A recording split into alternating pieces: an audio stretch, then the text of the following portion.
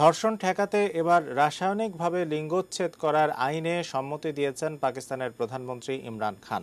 পাশাপাশি ধর্ষকদের প্রকাশ্যে ফাঁসি দেওয়ার দাবি তোলেন মন্ত্রিসভার সদস্যরা। পাকিস্তানের ক্ষমতাসীন দল তেহরিক-ই-ইনসাফের আইনসভার সদস্য ফয়জল জাভেদ খান জানান, শিগগিরই লিঙ্গোচ্ছেদ সংক্রান্ত বিলটি পার্লামেন্টে উত্থাপন করা হবে। নতুন আইনের খসড়ায় অতিরিক্ত পুলিশ নিয়োগ, ফাস্ট ট্র্যাকিং কোর্ট বসানো এবং সাক্ষীর নিরাপত্তার বিষয়গুলো নিয়ে আলোচনা হয়েছে। মন্ত্রিসভার বৈঠকে পাকিস্তানের প্রধানমন্ত্রী আরও বলেছেন, নির্যাতিতারা নির্ভয়ে অভিযোগ দায়ের করতে পারেন। তার এবং পরিবারের সুরক্ষা এবং পরিচয় গোপন রাখার দায়িত্ব সরকারের। ইমরান খান ক্ষমতা নেয়ার পর থেকে বেশ কয়েকটি ধর্ষণের ঘটনা দেশব্যাপী ব্যাপক আলোচনার জন্ম দেয়।